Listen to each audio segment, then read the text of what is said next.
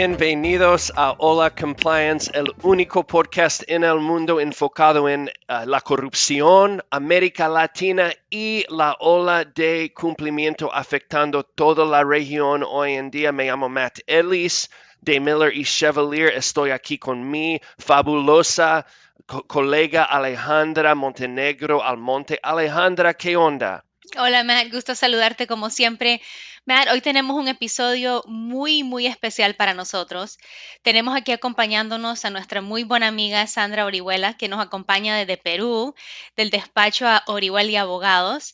Sandra, como bien la conoces, Matt, es una abogada que se especializa en temas de cumplimiento, investigaciones con un gran enfoque en anticorrupción, así que tenemos una verdadera experta con nosotros en Perú. Y para nosotros es extra especial porque Sandra nos ha acompañado como participante en la encuesta 2020 de anticorrupción en Latinoamérica. Y es con ese enfoque que te saludamos hoy, Sandra. Gracias por aceptar nuestra invitación. Gusto verte. Gracias y gracias por la invitación, Matt, Alejandra, gusto verlos, aunque sea vía Zoom. Y bueno, feliz de compartir con ustedes, siempre es un tema que me apasiona, que me gusta mucho y feliz de colaborar con ustedes. Estoy en Miami, no estoy en Lima, pero bueno, igual vamos a hablar sobre los temas de corrupción en Perú. Así es, las raíces siempre se quedan allá, ¿no? Sí.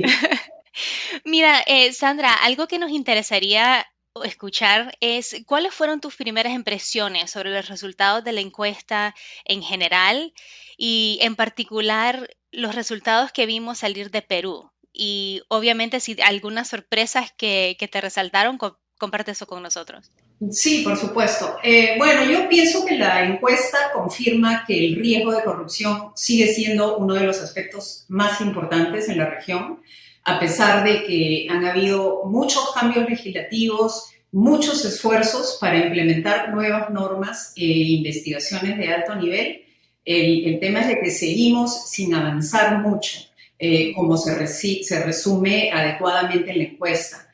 Damos un paso para adelante y damos otro paso para atrás. Esa es mi percepción general de los resultados de la encuesta que salieron en febrero del año pasado. Muy interesante, Sandra. Una cosa que a nosotros fue muy interesante era lo siguiente.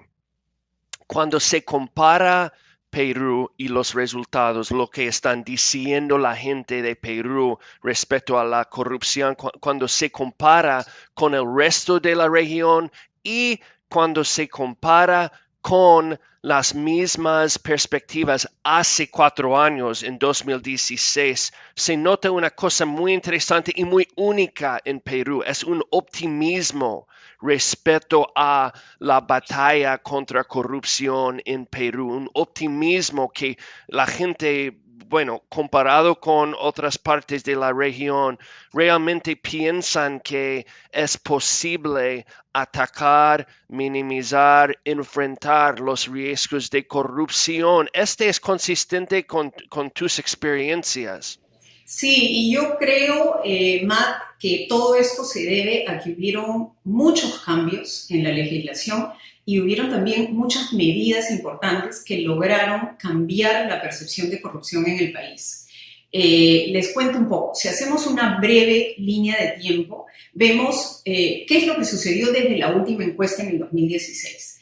En abril del 2016 se promulga la ley 30424 que incorpora la responsabilidad administrativa de las personas jurídicas por soborno transnacional por primera vez en la historia del país. Este es un aspecto muy importante.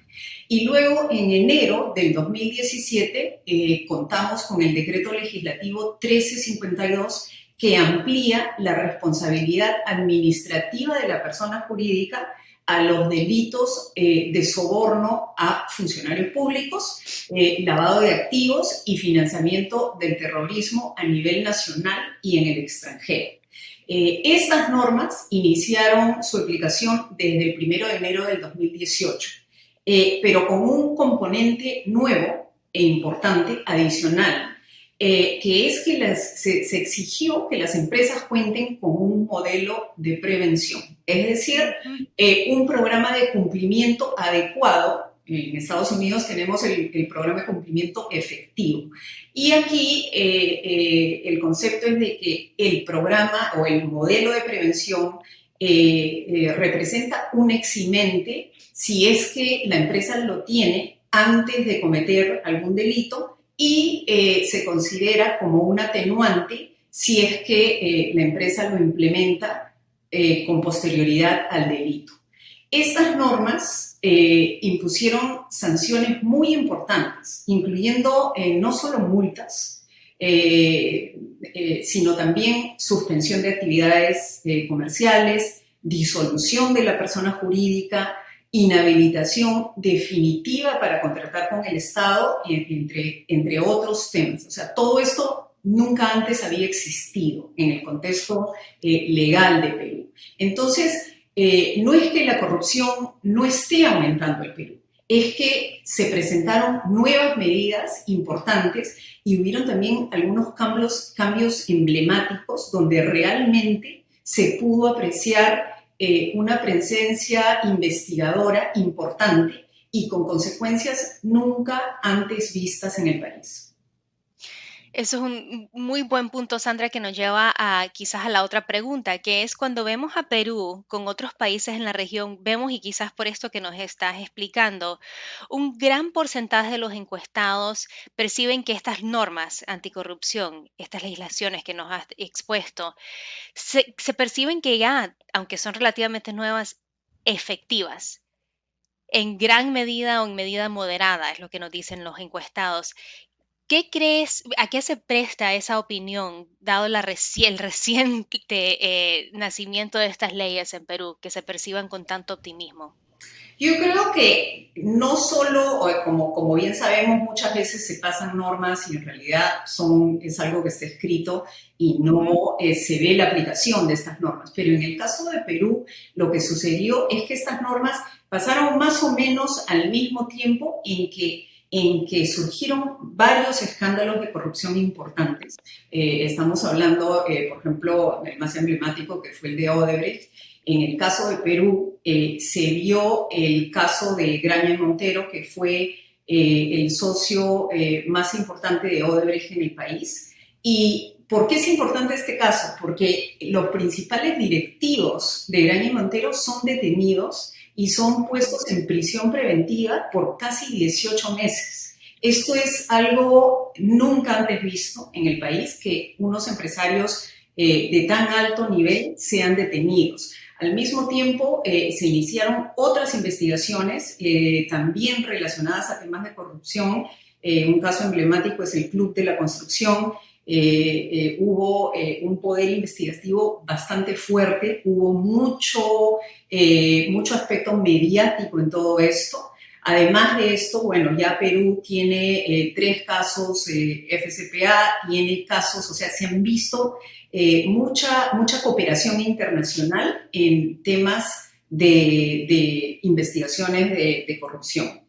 Por ejemplo, seguimos con el caso de Odebrecht. Entonces creo que ha sido no solo el aspecto legislativo, sino el hecho de que se ha visto, la gente ha visto qué es lo que está sucediendo y qué es lo que le puede suceder a las personas que han estado, o sea, de una forma más directa a empresarios de alto nivel, siendo investigados y sufriendo las consecuencias de todas estas nuevas medidas. Entonces me parece que ha sido una combinación de ambas cosas. Una cosa que siempre hacemos en estos episodios del podcast, como sabes, Sandra, es tomar la oportunidad de dar consejo, ¿no?, a la audiencia sobre mejores prácticas de cumplimiento respecto a, en este caso, Perú. Se llama Contra la Corriente y queremos hacer lo mismo ahora con usted. Una cosa que nos muestra la encuesta es áreas gubernamentales donde la gente en negocios se detectan niveles de corrupción más altos. Y lo que los resultados nos dicen son 3 en Perú. 3 áreas de gobierno donde hay niveles más frecuentes de corrupción. Primero, el poder legislativo. El único país en toda la región que tiene una cifra más alta respecto a corrupción en el poder legislativo es Ecuador, segundo Perú, y también la policía. En la región la gente dice que en México tiene altísimos niveles de corrupción en la policía, pero dicen que Perú tiene el segundo nivel como más alto de corrupción. Y tres, los partidos políticos. Este es consistente con sus experiencias trabajando con compañías en Perú. Sí, lamentablemente, Matt, hay corrupción en todos los diferentes poderes, en el legislativo, en la policía, como han dicho, en los partidos políticos. Hay muchos ejemplos de corrupción que involucran a jueces, a partidos políticos. Como ustedes deben de saber, hay al menos 8 expresidentes acusados de corrupción, incluyendo al último, Martín Vizcarra. Hay el caso de los cuellos blancos del puerto, que involucra a más de 300 jueces y fiscales investigados por corrupción. Por otro lado, la destitución de Vizcarra también evidencia claros problemas de corrupción en los partidos políticos. Hay altos mandos de la policía involucrados en presuntos actos de corrupción, más recientemente relacionados a temas de insumos médicos. Entonces, no ha habido un área en realidad que esté exenta de la presencia de corrupción. Entonces, si bien existen nuevas medidas legales, han habido acciones como investigaciones importantes, etcétera, la corrupción sigue lamentablemente estando presente en todos estos, en los diferentes poderes del país.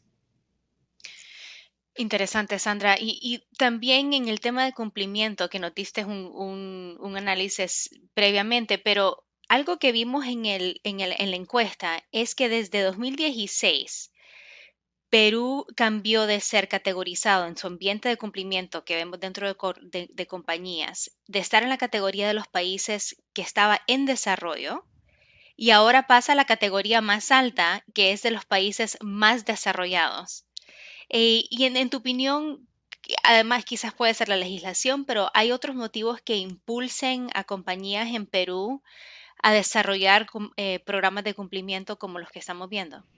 Sí, yo creo que ese aspecto sí es evidente. Muchas empresas presionadas por los acontecimientos, no solo a nivel nacional, pero también a nivel regional, creo que finalmente entendieron la necesidad de contar con un programa de cumplimiento como un aspecto de buenas prácticas, y empezaron a crear áreas de cumplimiento, empezaron a contratar oficiales de cumplimiento, a pesar de que no hay mucha de esta experiencia. Me parece que ya ahora es un tema prevalente, no solo en asesoría externa, sino las empresas sí han puesto bastante énfasis en esto. No solo te hablo de empresas grandes que cotizan en bolsa, sino también de empresas medianas y tal vez algunas de las más pequeñas. Obviamente que sigue habiendo mucha informalidad, Claro. por otro caso, pero sí lo he vivido con mi equipo. Hemos tenido la suerte de participar, de ayudar a muchas empresas a iniciar, porque ni siquiera ha sido a mejorar sus programas de cumplimiento, pero a iniciar con un programa de cumplimiento, a hacer análisis de riesgos, involucrándonos. Dependiendo del tipo de industria, trabajamos mucho con empresas mineras, con empresas de la construcción. Entonces, sí hemos visto que en realidad ha cambiado. O sea, este aspecto, cuando yo empecé a hacer temas de FCPA, no sé, hace 8 años, me decían, ¿qué cosa es eso? O sea, ¿qué estás haciendo? ¿Qué cosa es compliance? ¿No? Entonces, es curioso que ahora todo el mundo se compliance, entonces ahora es algo importante. Y me alegra en el sentido de que por lo menos el empresariado, la empresa privada, sí le ha dado la importancia que se merece. Ahora, estamos en época de pandemia y lamentablemente eso sí ha cambiado las cosas un poco, ¿no? Entonces ya no tiene la importancia que compliance tuvo en el 2018, en el 2019, el 2020 ha sido diferente para todos, pero bueno, esperemos, ¿no?, que se resuma toda esta importancia que se le ha dado al área de compliance. Claro. Muy bien, tenemos una pregunta final, Sandra, pero quiero empezar con una historia, ¿no? Y en 2004 me fui a un evento organizado por un grupo pro democracia y Alejandro Toledo estaba allí y el grupo estaba reconociendo a él como un buen luchador para la democracia en Perú. Obviamente él es el expresidente ahora siendo procesado por corrupción. Supuestamente ahora está en Estados Unidos y Perú está buscando el extradition de él. Y para mí es interesante porque nos muestra que las amenazas de corrupción muchas veces son muy escondidas y siempre hay que tener cuidado con estas predicciones. Y mi pregunta para ti es, ¿cuál es tu predicción para el futuro? Estos avances se pueden sostener desde ahora en adelante. ¿Cuáles son sus perspectivas? Creo que es una respuesta difícil, pero lo que yo pienso es que vamos a ver las consecuencias de la pandemia respecto de la corrupción en el país. Como deben saber, el expresidente Vizcarra siguió los mejores consejos cuando el coronavirus llegó al Perú. Ordenó uno de los primeros y más estrictos confinamientos de América Latina y lanzó uno de los mayores paquetes de ayuda económica para facilitar que los ciudadanos, que la gente que pueda, se quede en casa. También compartió muchos detalles, muchos datos de salud con el público, se apresuró a agregar camas, ventiladores a los hospitales y aumentó el número de pruebas. Todo esto parecía indicar que Perú iba por buen camino, pero sin embargo, en vez de ser aplaudido como modelo, Perú se ha convertido en uno de los epicentros más críticos del coronavirus en el mundo. Sus hospitales están abrumados, la gente está huyendo de las ciudades, toda esta crisis ocasionada por la pandemia ha estropeado el proceso económico del país y ha expuesto la desigualdad y la corrupción, que siguen estando fuertemente arraigadas y han obstaculizado la respuesta a la pandemia. En un par de días, nuevamente, Perú inicia un nuevo periodo de confinamiento en la mayor parte del país, incluyendo la capital. Entonces, no se sabe cuánto tiempo va a durar esto, pero yo pienso que la consecuencia de la pandemia en un país como el Perú, que parecía estar bien preparado, pero que al final de cuentas, por muchos motivos y más que todo por el comportamiento de la población que se veía forzado a ganarse el día a día saliendo fuera de su casa, es muy compleja la situación del país, pero pienso que vamos a ver, mi predicción es de que para la próxima encuesta, tal vez en el 2024, vamos a hablar mucho sobre cuáles han sido las consecuencias de la pandemia respecto de la corrupción en el país. Muy bien. Bueno, Sandra, mil gracias por su participación para compartir con nosotros tu expertise respecto a Perú y esperamos verte después de la pandemia, quizás ahí en Perú, sobre una cena exquisita, típica de Perú. Y hasta ese momento, muchas gracias y hablaremos. No, muchas gracias a ustedes por la invitación y sigamos en contacto aunque sea vía Zoom. Así es. Gracias, Sandra. Gracias.